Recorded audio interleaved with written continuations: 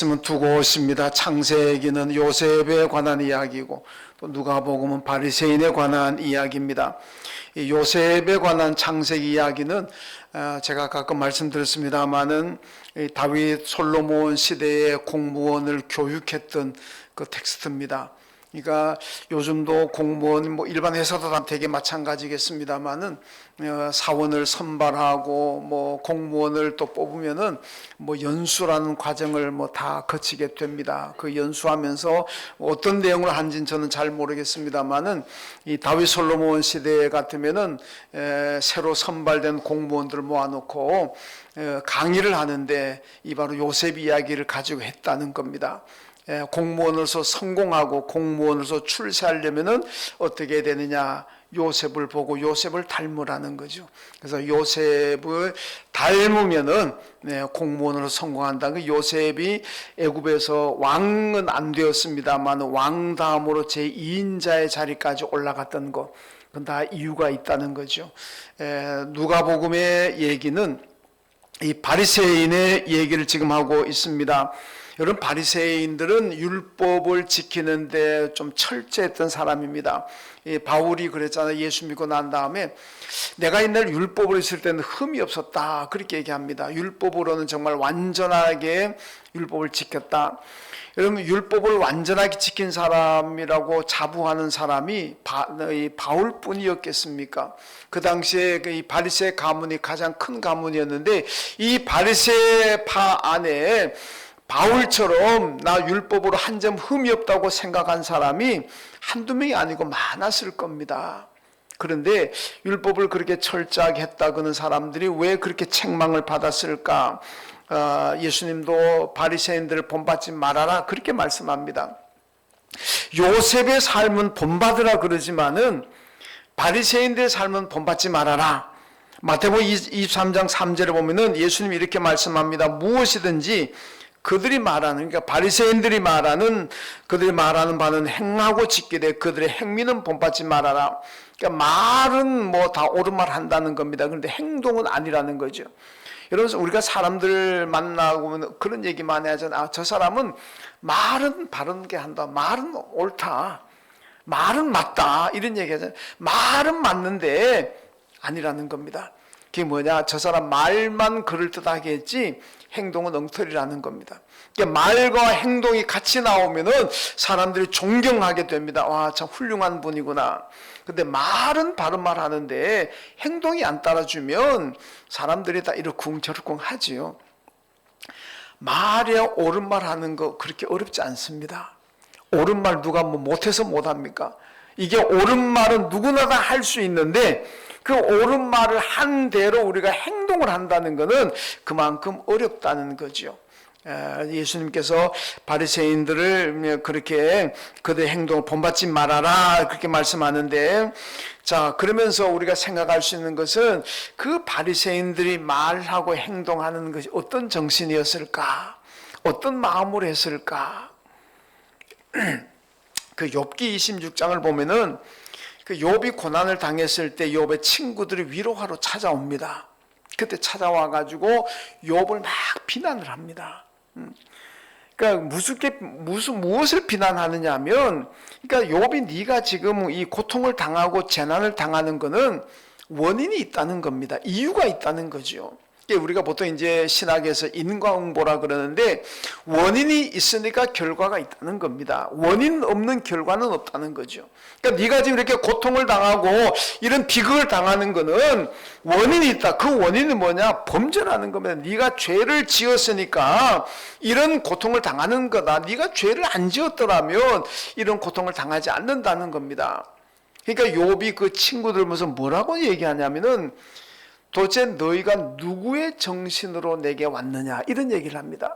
너가 지금 누구의 정신을 가지고 누구의 마음을 가지고 와서 나에게 이런 말을 하느냐.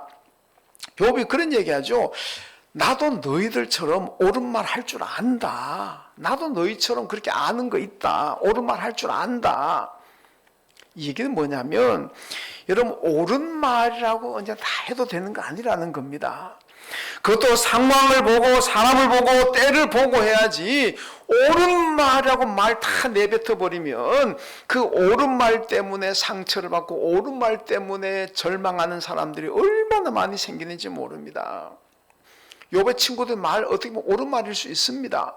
그런데 욥에게는 엄청나게 상처가 되었다는 거죠. 그래서 여러분, 너희들 도대체 누구의 정신을 가지고 내게 왔느냐? 이게 히브리어로 보면 이게 누구의 정신을, 이 말이 네펫이라는 건데, 이 네펫이라는 말이 영감이라는 뜻입니다. 그러니까 누구의 영감을 받아서 왔느냐? 너희가 정말로 하나님의 영감을 받아서 왔느냐? 하나님의 정신을 가지고 왔느냐? 어떻게 하나님 정신을 가지고 왔다면은 내가 이렇게 고난 당하는데 이렇게 더 아픔을 줄 수가 있느냐? 그런 얘기입니다. 여러분, 제가 지난주 운전하다가 늘 극동 방송을 듣는데 그 극동방을 들으면서 어떤 한 분이 여자 성도님인데 그런 얘기를 하더라고요. 자기가 30년을 다니는 교회가 있는데 그 교회를 지금 못 나가고 있습니다. 교회를 옮겨야 될 것 같습니다. 이런 얘기를 하더라고요. 왜 그러냐고 이제 물으니까 아마 그분 남편이 얼마 전에 세상을 떠난 것 같아요. 그런데 아마 얘기 들어보니까 아마 자살을 아마 한 것 같아요. 뭐 극단적인 선택이라 그러는데, 그러면은 그 아내나 가정 입장에서 얼마나 그게 아픔이고 상처이겠습니까? 근데 그분이 교회를 가면은 교인들이 만나는 사람마다 그냥 왜 죽었느냐고, 당신 남편이 왜 자살했냐고, 이유가 뭐냐고, 이런 걸 자꾸 묻는다는 거예요. 그러니까 그게 너무너무 상처가 된다는 겁니다. 그래서 그게 너무 마음이 아파가지고 내가 30년을 충성한 교회인데 이제 더 이상 못 나갈 것 같습니다.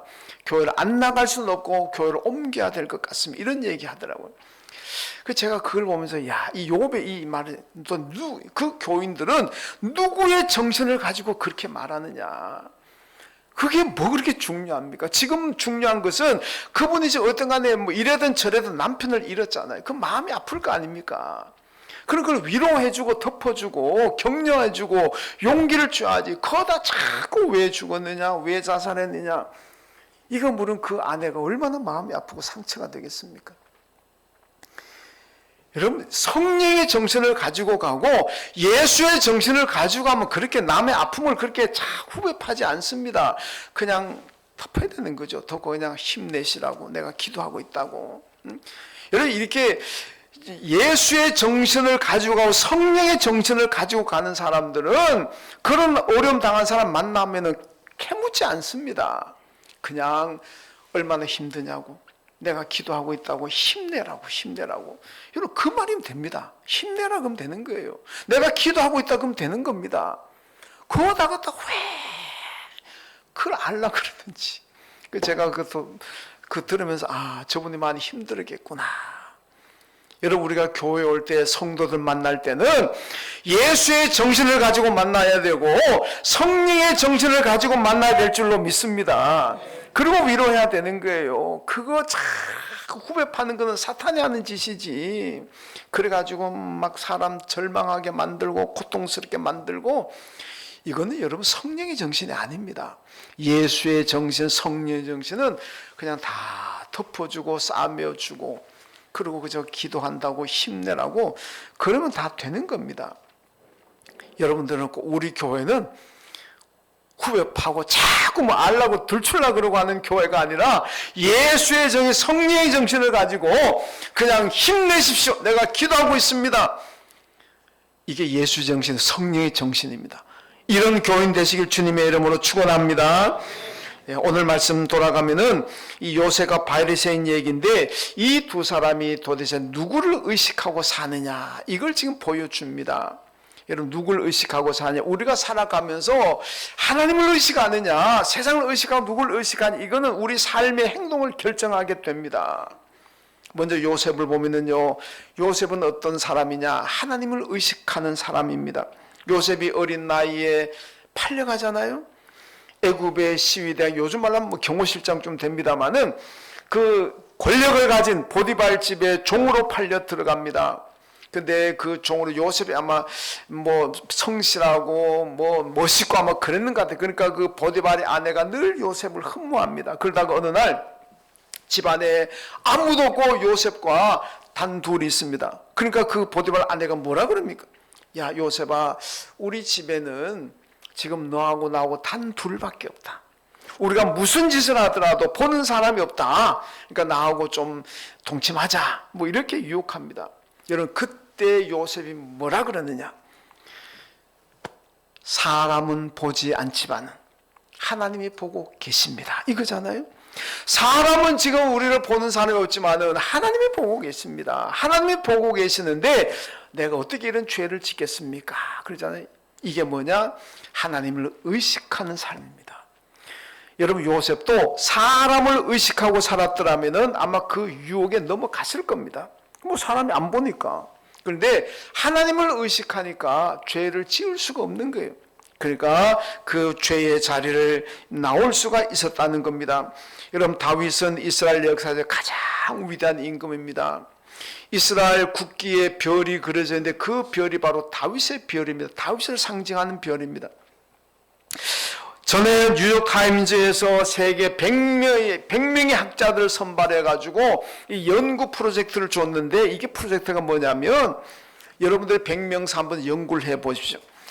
인류 역사에서 가장 위대한 인물이 누군가 한번 연구해 보십시오. 이런 연구 과제를 주었습니다.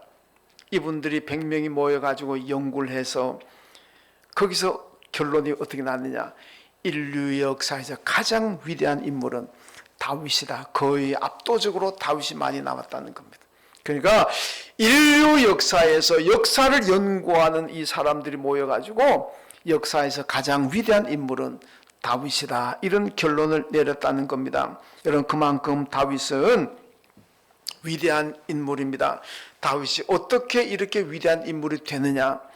시편 139편 7절과 8절 말씀 보면은 내가 주의 영을 떠나 어디로 가며 어디로 피하리까? 내가 하늘에 올라갈지라도 하나님이 거기에도 계시며 내가 스올에 내려가서 내 자리를 펼지라도 거기에도 하나님이 계십니다.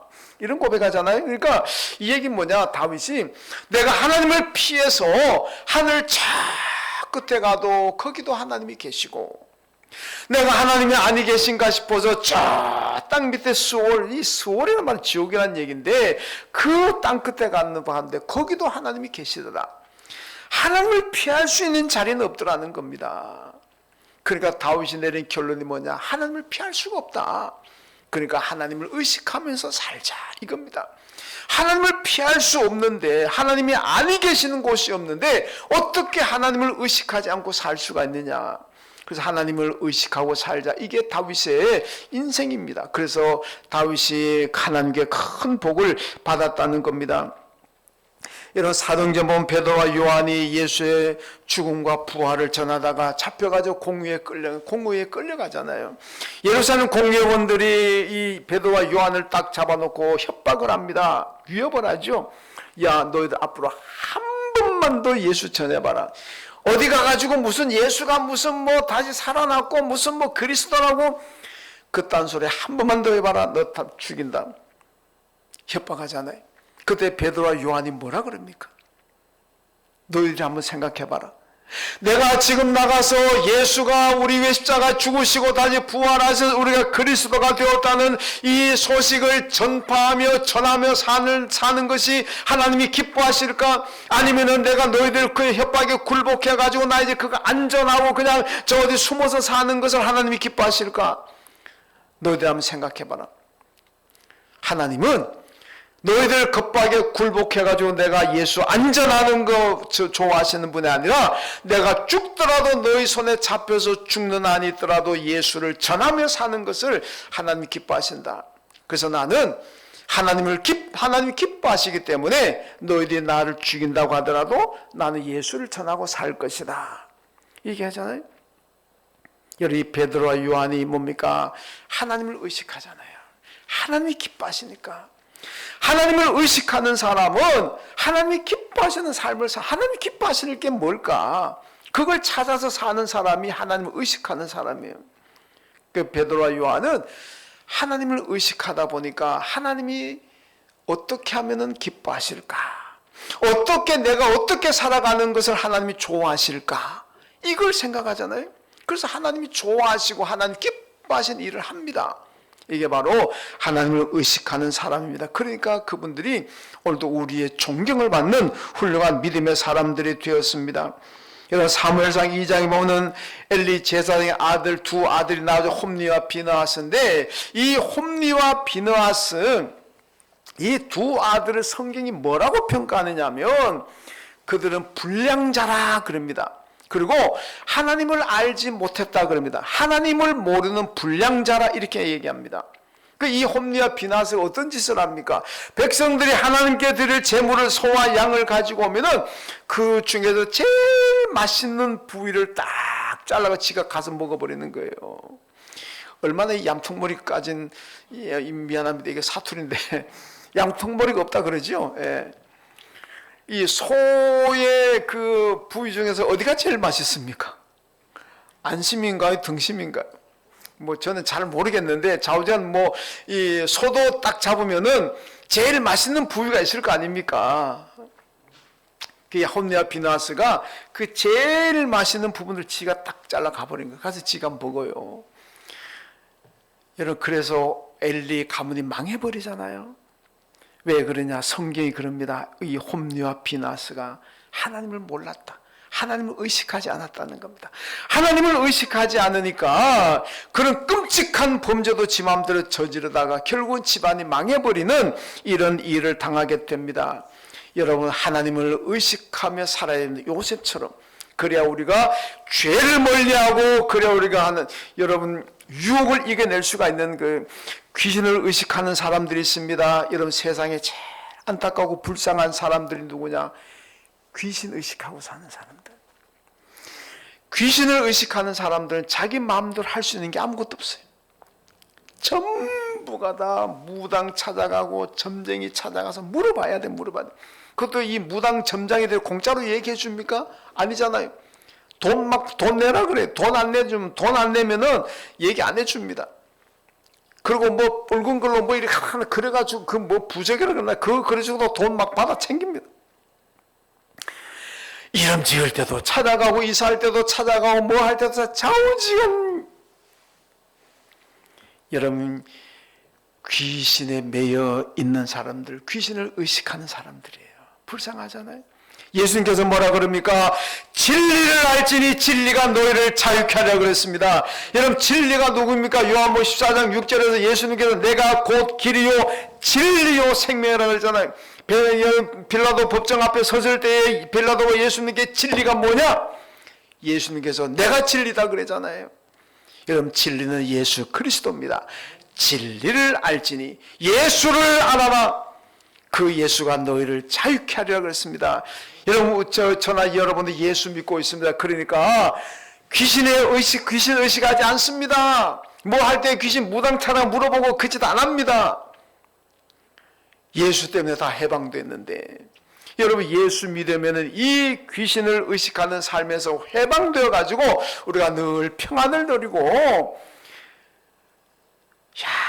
귀신에 얽매이면요 아무것도 자기 마음대로 하는 게 없어요. 저도 귀신 섬기는 사람들 보면 정말 불쌍해 죽겠어요. 저거 예수 믿으면 다 해방될 수 있는데 여러분 왜 해방되냐? 귀신이 예수 앞에는 꼼짝도 못 하거든요. 귀신 섬기는 사람들은 벌벌벌 떨지만은 그래서 귀신 막 섬기잖아요. 예수 믿는 사람들 뭐라 그러면 이 더러운 귀신아, 이 나쁜 빌어먹을 귀신아. 여러분 귀신 앞에는 마음껏 욕해도 됩니다. 여러분 사람들한테 욕하면 안 되지만 귀신한테는 그냥 이 더러운 귀신아, 이 망할 귀신아 그래도 괜찮아요. 그러다 우리가 해 입습니까? 귀신을 두려워하는 사람들은 그랬다가 큰일 납니다. 귀신이 가만 안 둡니다. 그러나 우리는 귀신을 보고 이 더러운 귀신아, 이 망할 귀신아 별의별 소리해도 귀신이 우리를 못 건듭니다. 왜? 우리 안에 내 안에 예수 그리스도가 계시는 줄로 믿습니다. 예수의 능력이 귀신보다도 더 강하기 때문에 우리 예수 이름으로 귀신을 욕하기 때문에 귀신이 우리를 뭐라고 해도 우리를 건들지 못합니다. 이게 예수의 능력입니다. 그 예수 믿으면 귀신에서 해방되어 가지고 다 되는 평안하게 사는데 왜 귀신의 얽매여가 사는지 참 안타까울 따름입니다. 여러분, 하나님을 의식하면은 예수가 우리를 자유케 합니다. 두려움이 없습니다. 불안감도 없어집니다. 왜? 주님이 늘 나와 함께 하시는 믿음이 있기 때문에 그렇습니다. 여러분, 하나님을 의식하고 산다는 게 왜 중요하냐? 하나님을 의식하면은 하나님이 보고 계시니까 유혹을 이길 수가 있고 죄도 이길 수가 있습니다. 또 하나님을 의식하고 살면은 내가 어려움 당하고 환난 당하고 재난 당했을 때도 하나님이 나와 함께 하신다. 하나님이 나와 함께 하신다. 이 믿음이 있으니까 얼마든지 이겨낼 수가 있는 겁니다. 여러분, 시편 121편의 말씀처럼 하나님은 졸지 아니하시고 주무시지도 않는 가운데 나를 지키신다 그러잖아요. 이 하나님을 의식하고 산다면 우리 앞에 뭐가 두렵고 뭐가 불안하겠습니까? 하나님이 나와 함께 하시는데, 여러분, 어려움이 있습니까? 불안이 있습니까? 걱정거리 있습니까? 걱정하지 마십시오. 하나님을 의식하십시오. 하나님이 나와 함께하고 하나님이 여러분과 함께하기 때문에 어떤 어려움도 두려움도 다 이겨낼 줄로 믿습니다. 이게 하나님을 의식하는 성도의 삶입니다. 여러분, 성도들도 믿음의 성공은 하나님을 의식하는 데 있습니다. 죄의 유혹도 하나님을 의식하면 다 이길 수가 있습니다. 고난과 환난도 하나님을 의식하면 이길 수가 있습니다. 하나님이 나와 함께 하는데 뭘 걱정하겠습니까? 이것이 바로 요셉의 삶입니다. 여러분, 다윗도 하나님을 의식했잖아요. 시편 23편에는 뭐라 그럽니까? 내가 사망의 음침한 골짜기에 다닐지라도 해를 두려워하지 않습니다 그러잖아요. 왜? 하나님이 나와 함께 하심을 믿기 때문에 이게 하나님을 의식하는 삶입니다. 하나님을 의식하고 살면 다윗처럼 사망의 음침한 골짜기 죽음의 순간순간을 지나더라도 두려워하지 않습니다. 왜? 하나님이 나와 함께 하심을 믿으니까. 하나님을 의식하는 삶입니다. 여러분, 하나님을 의식하는 삶을 사셔서 유혹도 죄도 이기시고 모든 재난과 환난도 이겨나가시기를 주님의 이름으로 축원합니다. 그 다음에 바리새인의 삶을 보게 되는데, 바리새인은 사람을 의식하는 삶입니다. 오늘 신약성경 본문을 보게 되면은 11절과 12절만 읽었습니다만은 그 뒤에 이어지는 13절 14절로 넘어가게 되면은 이 세리는 자기 죄가 너무 많다면서 사람 앞에 나타나지도 못하고 하늘을 들어 얼굴을 들지도 못하고 저 한쪽 구석에 처박혀 가지고 주여 내가 죄인입니다. 내가 죄인입니다. 가슴을 치면서 통곡하면서 회개하고 있습니다. 그런데 바리새인은 어떻습니까? 오늘 본문 11절에 보니까 따로 서서 기도한다 이렇게 말합니다. 따로, 그리고 서서, 따로 앉는 게 아니고 섞여서 앉는 게 아니고 따로 서 있다 이렇게 기도한다. 기도 자세가 이렇게 돼 있다는 겁니다. 그게 뭐냐? 따로 한다는 거는 사람들인데 난 너희들과 달라. 너희들같이 죄인들과 나가 어울릴 수 없어. 그래가지고 따로 섭니다. 그리고 앉는 것도 아니고 서서, 이건 뭡니까? 사람들에게 잘 보이게 하려고, 모든 사람들이 자기를 다 보게 하려고 이렇게 따로 서서 기도한다 이렇게 나옵니다. 이게 뭐냐? 사람을 의식하는 자세입니다. 여러분, 그들의 기도 내용이 뭡니까? 나는 토색 불이 가늠하는 저런 죄인 세리와 같지 않습니다. 나는 금식도 하고 11조도 드립니다. 이러면서 자기는 저들과 같지 않다 그러잖아요. 여러분, 바리새인을 보면서 예수님께서 뭐라고 말씀합니까? 너희가 기도할 때 골방에 들어가서 기도하라 그러잖아요. 골방에 들어가서 기도해라.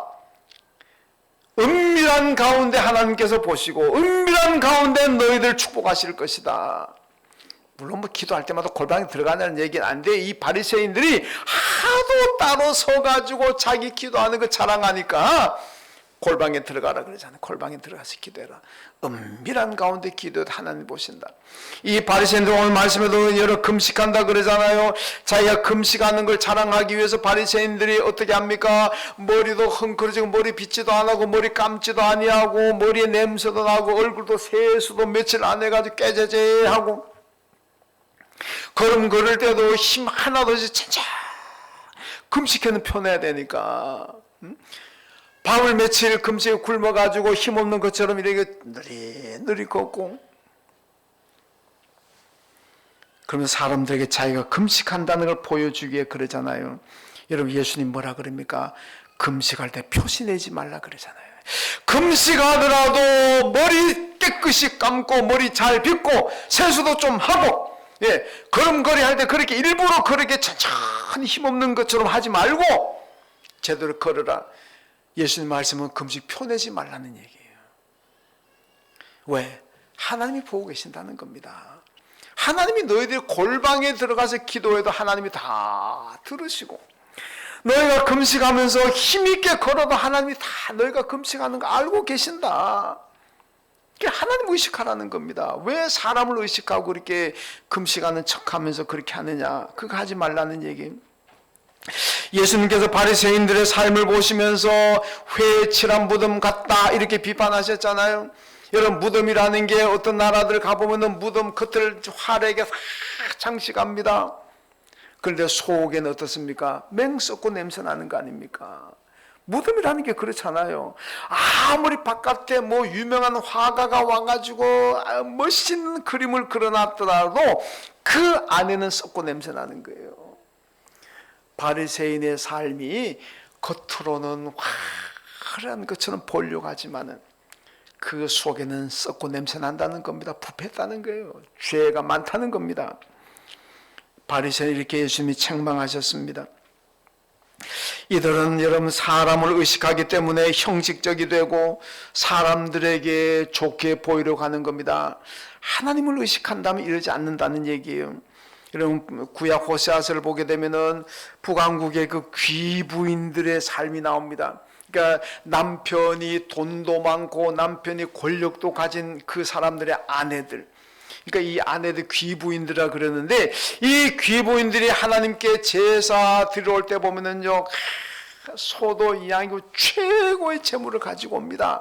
옷도 그냥 화려하게 입고 옵니다. 그냥 온 몸을 보석으로 휘감아 가지고 정말 그렇게 화려하게 하나님께 제사 드리러 옵니다.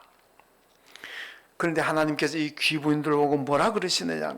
호세아 5장 6절을 보니까 그들이 양떼와 소떼를 끌고 여호와를 찾으러 갈지라도 만나지 못할 것은 이미 하나님이 그들에게서 떠나셨음이라 이렇게 말씀합니다. 여러분, 이 북왕국의 귀부인들이 사람을 의식하잖아요. 사람들에게 보이기 위해서 자기들은 그냥 범죄하고 타락하고 우상 숭배하고 변질되고 온갖 나쁜 짓 다 하고 살면서 사람들에게 보이기 위해서 화려한 옷을 입고 최고의 재물을 가지고 하나님께 제사 드리러 옵니다. 하나님께서 이 귀부인들 향해서 나 너희들 이미 버렸다. 너희들 이미 떠났다. 너희들 양떼와 소를 끌고 올지라도 나를 만나지 못할 것이라 그렇게 말씀합니다. 그러면서 여러분 그 호세아를 보면 하나님 역겹다 그래. 이게 공동 번역에서 그렇게 번역을, 우리 성경은 그렇게 번역하지 않습니다만 공동 번역 역겹다 그래. 역겹다. 이 이중적인 모습, 이 겉과 속이 다른 모습, 사람을 의식하는 그런 모습을 가지고 나오는 그 북왕국 귀부인들 하나님 역겹다 그래. 역겹다 그래. 여러분, 우리는 하나님을 의식해야 됩니다. 사람 의식하고 살면은 하나님 보실 때 역겹다, 이런 평판을 들을 수가 있다는 말씀입니다. 그럼 제가 가끔 얘기합니다만은 서양 기독교 국가하고 우리나라의 문화가 차이가 뭔지 압니까? 서양의 기독교 국가들은요, 하나님 보고 계신 데를 굉장히 중요하게 생각. 그러니까 지붕이 다 깨끗하게 정돈해 놓습니다. 왜 그러냐? 하나님이 보신다는 거예요. 하나님이 보시는 곳이 지붕이니까 지붕을 깨끗하게 하는 거예요. 우리나라는 어떻게 합니까? 사람들이 보는 곳을 깨끗하게 아름답게 합니다. 사람이 보지 못하는 지붕은 엉망입니다. 엉망. 제가 지금 이 높은 빌딩이나 이런 데 올라가서 이렇게 밑을 내려다 보면은 정말 뭐 엉망입니다. 엉망. 위에는 신경도 안 써요. 왜? 사람이 못 보니까. 사람의 보는 앞면 이쪽으로는 다 화려하게 하는데 사람이 안 보는 지붕은 엉망이죠. 그러나 기독교가는 그러지 않습니다. 오히려 위를 깨끗하게 한다. 왜? 하나님이 보시니까. 이게 뭐냐? 하나님을 의식하는 것. 하나님. 우리는 하나님을 의식하는 문화가 아니니까 사람이 안 보이는 곳은 엉망입니다. 서양 기독교는 하나님을 의식하기 때문에 하나님이 보시는 곳을 그렇게 귀하고 깨끗하게 한다는 겁니다. 여러분, 누가 복을 받겠습니까? 하나님을 의식하는 나라들이 복 받습니다. 여러분, 개인적으로도 하나님을 의식하면 여러분들이 하나님께 복 받을 줄로 믿습니다. 사람 의식하지만 하나님이 보고 계시는데 내가 어떻게 해야 될 것인가? 이게 중요하다는 거예요. 잠언 3장 6절에 보니까 너는 범사의 그를 인정하라. 그리하면 그가 내 길을 지도하시리라. 이렇게 말씀합니다.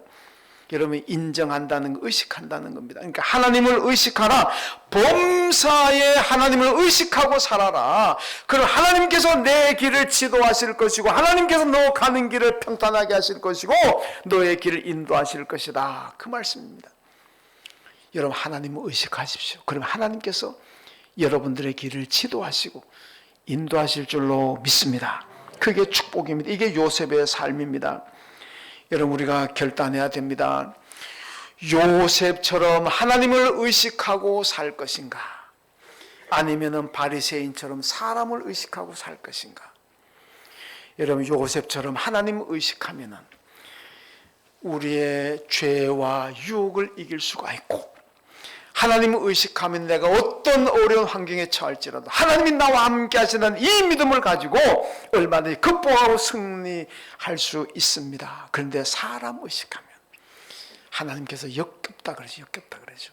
하나님께 복을 받을 수가 없습니다. 여러분 모두 요셉처럼 하나님을 의식하심으로 하나님의 지도를 받으시고 하나님의 인도를 받으시고 하나님 축복 가운데 살아가시는 여러분 되시길 주님의 이름으로 축원합니다. 하나님 아버지 감사합니다. 오늘 요셉은 하나님을 의식하는 삶을 통해서 큰 복을 받았지만 바리새인들은 사람을 의식하며 살아가는 것 때문에 큰 책망 받았습니다. 우리가 오늘도 살아가고 있습니다. 주여, 우리도 요셉처럼 하나님을 의식하는 삶이 되게 하여 주옵소서. 그래서 죄를 이기고 유혹을 이기게 하시고 하나님을 의식함으로써 어떤 환난과 어떤 어려움에 처할지라도 능히 하나님 나와 함께 하심을 믿고 이겨낼 수 있는 저희들 다 되게 하여 주옵소서. 예수님의 이름으로 기도하옵나이다. 아멘. 하나님 아버지,